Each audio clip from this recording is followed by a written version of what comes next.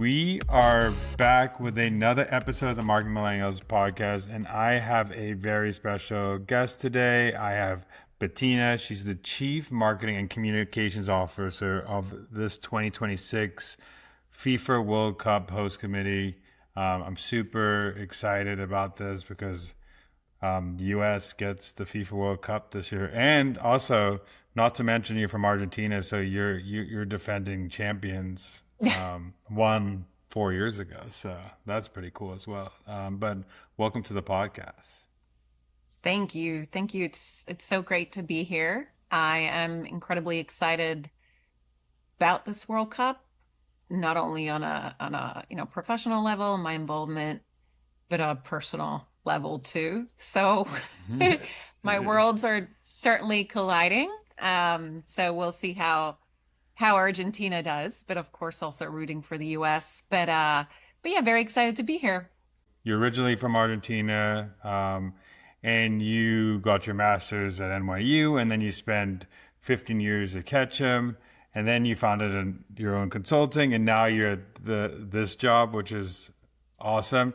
Does this feel like the destination job, or was this like the next chapter job that you decided to take? I will say, having spent my entire career on the agency side, I always told myself if I ever transition to the brand side or in-house, it would need to be for a brand, a cause, a moment that I truly uh, would be passionate about to make that leap. And this was exactly that. It was exactly that. So you could say, obviously this is my first in-house role. I'm just nurtured now to continue to think client service in everything that I do because I've been doing that for more than 20 years. So now that that role has switched for me, but it's great because now in a way I have different clients, right? Which are all the stakeholders that are involved in this journey of putting this World Cup and hosting this World Cup in the region. So for me, it was that leap that I needed, and it's just so fitting for everything that I've done throughout my career too. And I would say, yeah, it's a dream job. I won't sugarcoat it. This is a Yeah. dream job, a dream opportunity comes, once in a lifetime. It truly is a once in a generation moment that we're all about to experience in less than 30 days. So it was one of those opportunities I couldn't refuse. So you spent the 20 years on the agency side, like you work with P&G, Frito-Lay, Unilever, Pfizer, and those are some of like the most disciplined marketing organizations in the world. But now you're becoming like the client, and you're like the one setting the brief. So what's the biggest thing from those blue chip clients that taught you about marketing rigor that you brought to this role? Yeah, I will say as the host committee, obviously we were established as we were a created, entity of sorts, right? Because we're such a unique region where we're two in one. So it was a united bid between the state of New Jersey, the city of New York came together, and an organization had to be formed in order to execute this. Whereas, for example, in other host cities, like LA, for example, they have an LA Sports Commission. So they just took on the World Cup as just kind of another big project of theirs, right? Just like the LA Olympics, etc. So I will say it's to your point, bringing all these best practices, having worked with very sophisticated brands and their processes, and now applying it to almost where we're a bit of a startup, the way we're functioning as a team, right? As an organization, as an institution, we're a startup, but we're also working alongside FIFA, which has been around forever and has their ways of conducting themselves, et cetera. So it is a bit of a mishmash, but I feel that having worked on such large brands, that, there's been a crossover in everything that I've done, across sports, lifestyle, you name it. So it has taught me a lot about, applying that structure, applying that rigor, applying, quite frankly, that speed of just getting things done and being incredibly resourceful. And it's been, honestly, it's been critical to, me sharing that with my team at the host committee too. Everyone's coming with different experiences and different walks of life, but having kind of that big brand experience working with IATs, et cetera, right? Just seeing that full bigger picture, I think really has made that transition as smooth as possible. And I know you worked on from the agency side on Brazil and Qatar Yeah. World Cups. What's something you thought you understood about the event from the outside, but like is completely different now that you're inside the host committee? Like, what is like things that you thought were true but aren't true? Yeah. I mean, I will say an event of this scale, I've always seen it from the outside. And the unique part is, so when I worked on the World Cup 2014 Brazil, that was via a client. At the time, P&G was our client, Gillette under P&G. It was exciting. It was through a very reputable brand. And it was the year that Gillette announced Lionel Messi as their global brand ambassador. We launched, country flag razors. It was exciting. It was seeing it from that perspective, right? One just focuses on, all right, the brand, your mission, what you're trying to achieve, etc. When I've had the opportunity to work on this previous World Cup in Qatar, our client was the host committee. So essentially our client was who I am now, which is really interesting. The host committee was the Supreme Committee for Delivery and Legacy was their official name, much fancier than ours.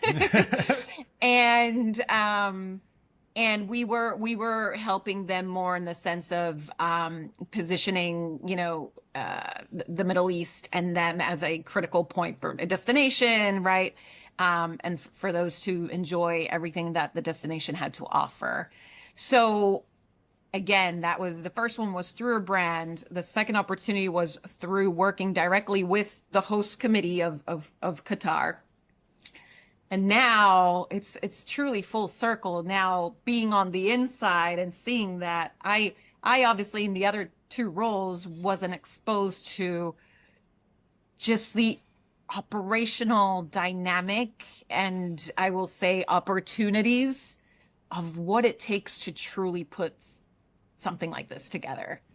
The World Cup, obviously as a host committee, we are responsible for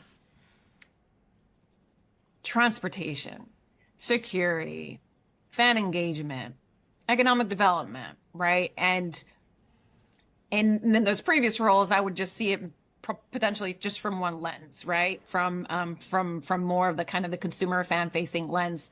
Now being able to see it on the back end, right? The behind the curtain of just how intrinsic and complex every little detail is and how everything is so interconnected that, transportation has been in the works for years, but I don't think your the average person would know that, right? Or security. This is more than just, it's more than just kind of having one of those, electronic things you walk through. Like this is Homeland Security. This is FBI. This is regional law enforcement. This is city law enforcement. This is, and then times two, right? When we're talking about our region specifically, it's New Jersey State Police on one side, it's NYPD on the other. So it is an incredible ecosystem to see this come to life from the inside that I've been completely wowed by. I know your audience spans from like a 9-year-old kid in the Bronx to a Brazilian tourist to like a first generation immigrant family to the Queens, that who's never been to MetLife, or a corporate executive. So how do you actually approach like segmentation and messaging for with such a broad audience? We are, yes. I mean, at the onset of my role, as soon as I started, was to put together a pretty comprehensive audience segmentation analysis together, messaging architecture document to help kind of guide the team in how we're reaching each of these different audiences. And, for us, at the end of the day, and everything that we're doing is the scale at which we're operating. It's you stop thinking about engagement as a metric and start thinking about it more as a behavior.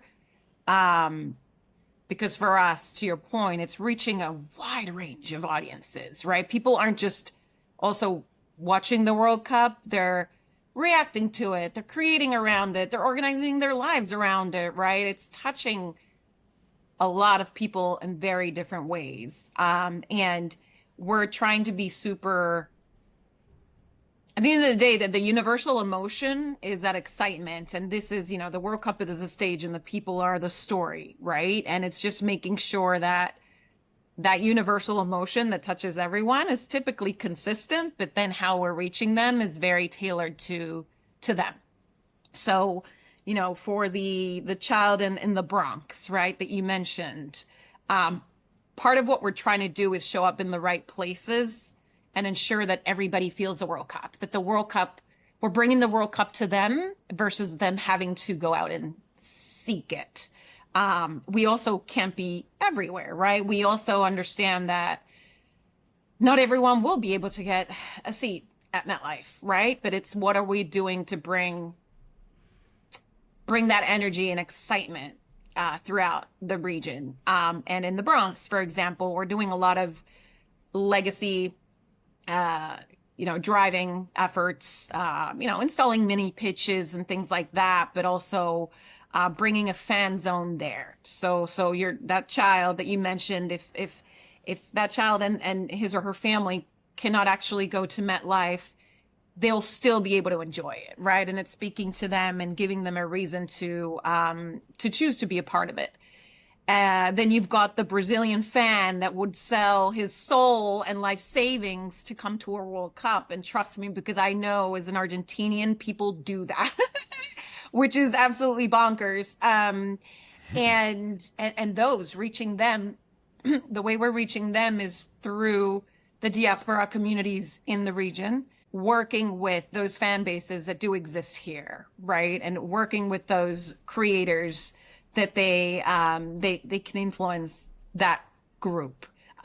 We also have our external affairs team that is handling communications, right, with the consulates and that sort of thing. So it is very, our audiences vary greatly. And I would say I've never worked on such a complex project that there are too many stakeholders to even categorize.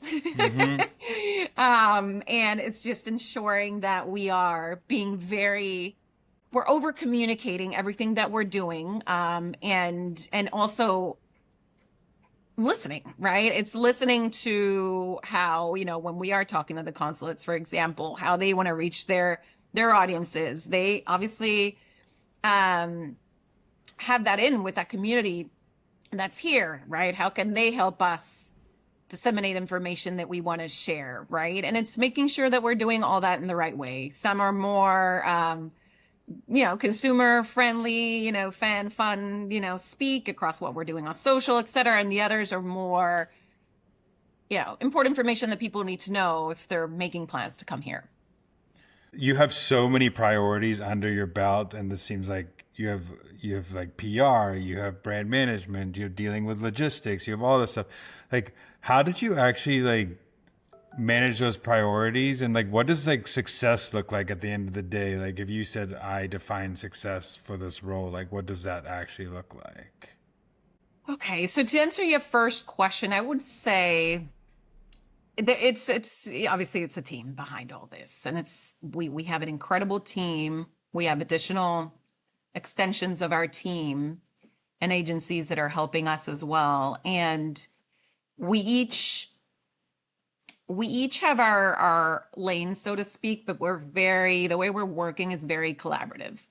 And I would say from a marketing and comms perspective, that's a discipline that quite frankly touches all, right? It's horizontal. It touches everything. If we're doing something with sponsors, we're there. If we're doing something with, transportation and announcing our, newest whatever, we're there. Security, right? The know before you goes, we're there. We truly, right? We truly are part of the entire operation now. Obviously not the specifics, but it's understanding how truly we are operating holistically. And there's an incredible team that that we put into place that are experts in their own fields. And yeah, it's at the end of the day, I know this is super cliche, but it's not losing sight of that goal, right? And for me, look, at the end of the day, our job isn't to sell tickets to the matches. They're going to sell. Our job is to ensure that if someone participated in something or felt included in something that we have put out there or offered that they wouldn't have otherwise engaged in, that's a win. And we're trying to do that. We're trying to do that. We and in multiple ways. We're trying to engage with local businesses in unique ways and doing things that, quite frankly, we're the only host city that we're doing this really regional Welcome World Rewards program, we've called it. And it's basically a rewards gamification program where it's free for businesses to participate that opt in. They'll be part of a platform, and fans are encouraged to explore the region beyond the typical attractions that one typically goes to. But it's encouraging that exploration so local businesses can benefit from the influx. And we've included some pretty high incentive prizes as part of that. Tickets to matches, even tickets to the final, which are incredibly hard to get because we really want to encourage people to explore local businesses. So the more people check in at different businesses, they accumulate points, they can redeem those points towards either a scarf or accumulate more points to get a higher, ranking prizes. So there's a lot that we're doing. And so, for example, to answer your question, and this is an explanation, an example of how if we're getting someone engaged in something they wouldn't otherwise, then that's a win for us. And in this case, it's a local business. If they're engaging and opting into this program, that's success. We've launched this, I think maybe 3 weeks ago, the call to action for local businesses to sign up. It's a quick 5-minute form. They're in. There's a couple categories, obvious ones that we can obviously promote them, but otherwise, for the most part, everyone gets accepted as part of it. And we've got over like 1,000 businesses in the region already, and it's still the opportunity for business to sign up is still open till May 22nd. So that's the type of energy. If they participated, that's for us a success. Because they otherwise wouldn't have, and they perhaps would have been just kind of waiting there in hopes that fans kind of visit their businesses. So we're excited about that, and that's kind of what drives at least my side of the world. And then yes, it's another example. It's the fan engagement work that we're doing and the official fan events that we're hosting. It's again someone that didn't otherwise think of or cared to go. If they participated, that's success, right? For us and for me specifically, this entire role for me has been, I measure it as more as participation is the new reach for me versus just, okay, they heard about the World Cup, whatever. It's actually, are they participating and are you connecting with your different audiences in unique ways that are tailored to them? Yeah. Also, I want to go into some of these campaigns too, because I know like this fan engagement, you're doing some cool things like is the Sonic ID, and that's one of the coolest things I've seen a host committee do, like commissioning Take a Day Trip, and you basically created like an audio identity deployed across like airports, transit hubs, digital platforms. So where did the idea come from that, and how do you? What are some things that you looked at? Like, let's start with where did that idea come from? That Sonic ID. That was working alongside FIFA, where there's the one ID, the track, which is the general World Cup 2026 track. And they've asked each host city to recreate it in our own style. So we commissioned Take a Day Trip to do that for us and create kind of a twist to it, right? You'll notice the Sonic ID in Houston and Dallas have a little bit of a country, twist to it, right? And things of that nature that make sense, that is representative to each of the host cities. So it's essentially that became the audio identity for our region for a while, because obviously that was before these new singles and tracks of the official FIFA sound have been launched. So we needed something to identify ourselves via kind of an audio track of sorts that's very unique to our region. And what we did, however, is once that was created, it's how can we ensure that we are taking over the waves, right, of the region. And when we launched it, I think that was the unique piece and an opportunity that I wanted to make sure we didn't miss. So the way we launched it was really unique. We worked with the MTA, the airports, wherever there could be a public place that had an audio system that could play sound. We also accompanied it with the official. There was an official kind of creative that goes along with it.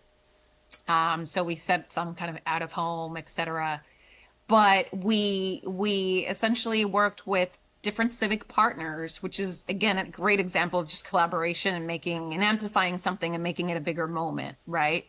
And we did that as the official launch. If I could have put a huge speaker on top of the Empire State Building, I would have, but obviously that couldn't happen. But for us, it's right.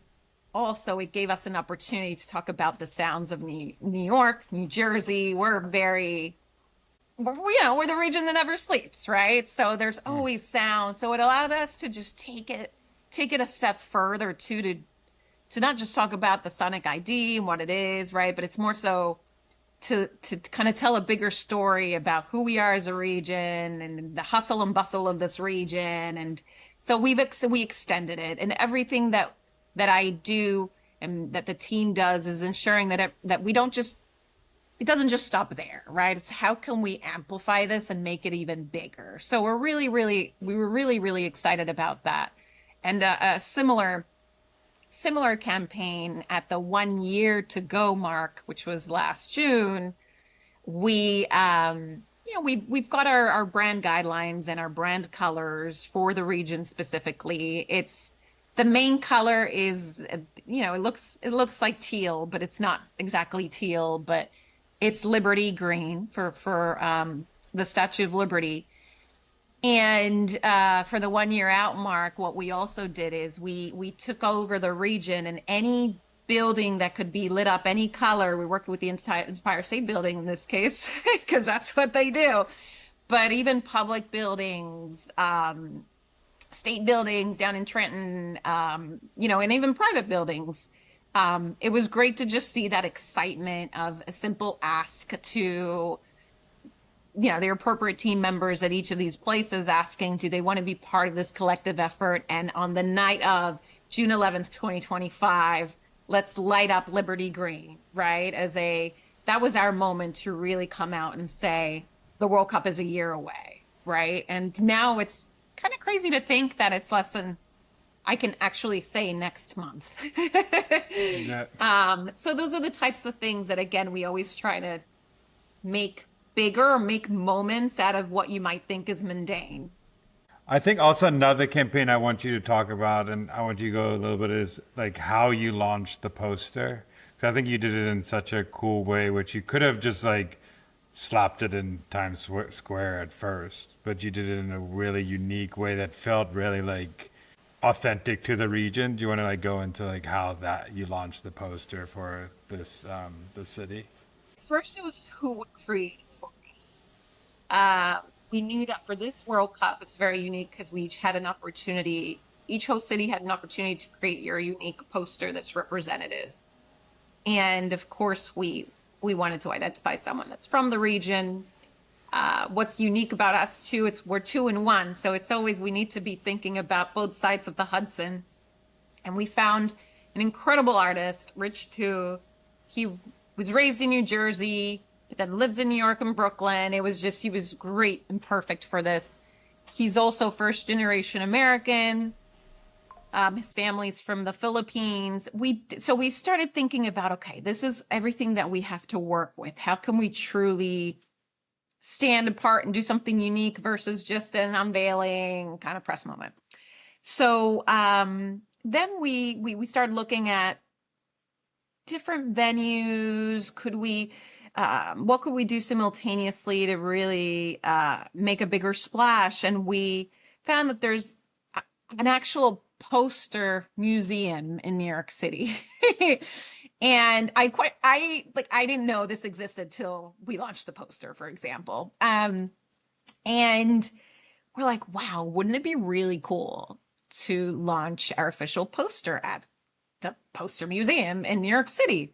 So we approached them and they were completely thrilled and such great partners in this. And we identified a date that made sense, etc. And we hosted a very, almost like an art gala opening type of event, where we launched it there and it actually became part of their museum. It's one of their official posters now, that they're exhibiting. And that again was another example for us to truly showcase like how unique is that we as a region, New York City has a poster museum. So it helped also elevate the arts and the other artists that make up this unique city. But what we also decided to do is, okay, what else could we do? And we looked at just Rich as an artist himself. He has such a great story to tell. Even the way he describes how he created the poster, the different elements he included that are representative of who he is as an individual, but also the region. And then I wanted to do something a little more, very New York-esque and do something kind of cool that people would remember. And, we did some wheat pasting of the poster, like the good old times when you start, kind of plastering them up on concrete walls. But it was not just that, it was the wear that made it really unique. We decided to do that in Jersey City because Jersey City, their Filipino diaspora is the highest of the country.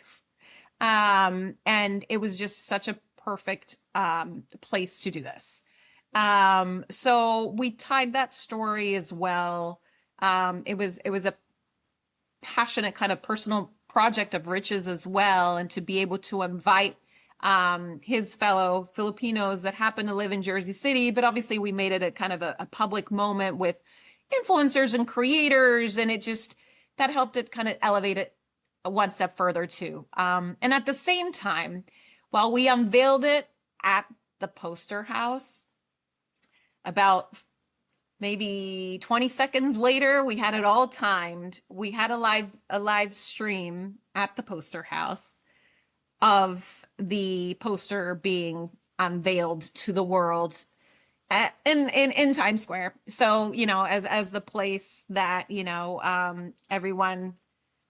everyone kind of, you're attracted to Times Square for what it is and the ball drop and all that. So yeah, we created something intimate as an exclusive unveil, but then unveiled it to the world via, putting it up on one Times Square, which was unique. So it was a combination of very grassroots community, very exclusive arts community, the poster house, that's the name of the museum, and then of course sharing it with the world, and where else but from Times Square.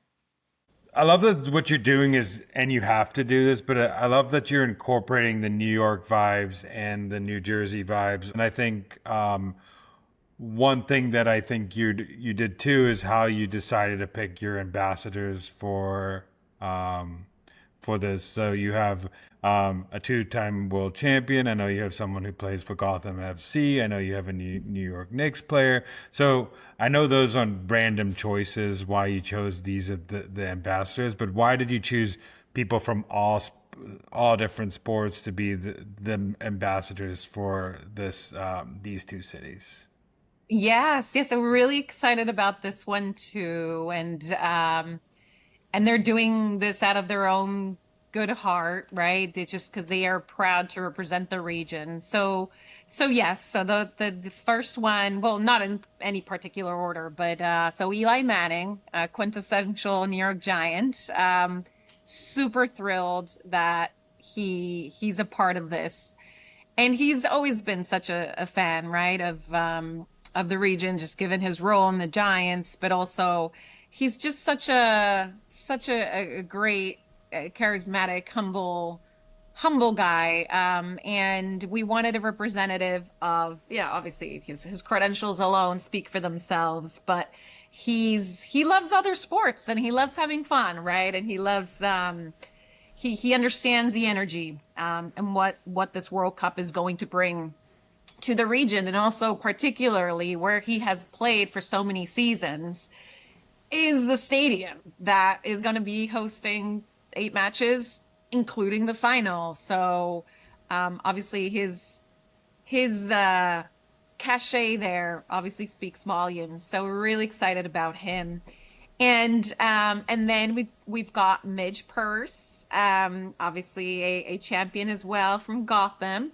And we wanted to obviously just the growth of the sport as a whole in the US, and women's soccer just has been growing exponentially as well. And she's so great. She's just a great representative of the region and super excited about this too. And also she her home base is Sports Illustrated Stadium, which has recently become a fan hub for us. So we're super excited about that. And then Josh Hart. So yes, he's very busy right now and hopefully continues to bring us joy. So, and he's again as well. We a New Yorker that is proud New Yorker that brings that swagger, and we wanted a kind of a diverse set of individuals. That this first group all happened to be in sports. That was intentional, but we might be bringing on a couple more before next month. That might be beyond the sports world, but are very quintessential to the region. So we're working with them to help us with the community aspect of things and bringing kind of surprise and delight to different communities. And yeah, we're really excited about it. They're just such a great trio to have gone out with. It's crazy how many things you're getting done in such a like short period of time. But is I wanted you to talk a little bit how like the Airbnb partnership came about. I think it's pretty cool because it's like a 3 year partnership that you did with them, and it seems like it's just more than like a logo slap partnership because they're doing so much, like the 1,000 tickets for the youth. So how did that partnership come about, and um, are you guys working together to make that partnership come alive? So we've partnered with US Soccer Foundation. And it was a commitment of ours to install 26 mini pitches throughout the region in underrepresented communities as part of the partnership with US Soccer Foundation. We've been doing a lot with them. And then Airbnb came along and they said, we really, really want to be a part of this, because for them, the legacy is key. So in partnership with Airbnb, so they will be installing an additional 5 mini pitches, and one of them, which we did the groundbreaking, was up in the Bronx, which is really exciting. And again, to your point, it's more than just kind of slapping a logo. It's truly certain brands are very invested in the community and giving back to the community and how they can become involved. And it's a unique partnership because we would love to do this everywhere, right? But there's some, investments incurred. So it's, having that support from different partners that are willing to support, I think is great. Lastly, I want to ask you, like, when July 20th hits, because I think that's the day after the World Cup final. How do you build that legacy narrative now? Like, what is that? What is like that legacy narrative when the World Cup ends? What does that look like? So come the 20th, there's different components of our legacy plan. There's different pillars. So economic development is obviously one of them, but it won't be as immediate as knowing July 20th, right? But we did commission a study with Tourism Economics last year to just get a sense of the expected influx of visitors, job creation and economic impact that this World Cup would have in our region specifically. And there's more than 3 billion in economic impact that's expected. Those numbers, we're hoping to kind of, get a sense of that once the tournament ends, but those will, that's one of those that we won't be able to measure immediately, right? But what we can measure is the number of participants in local businesses that have participated in the Welcome World program, and things that are quicker, right? The data that's quicker to gather. It's also too, we're going to be working with all our civic partners and administrations from both sides of the Hudson as well, to truly analyze kind of the after effects of all this and its economic impact, its growth of the sport. There's a Yes Coach program that we're in partnership with them on. Have there been more coaches? It's a volunteer coach program.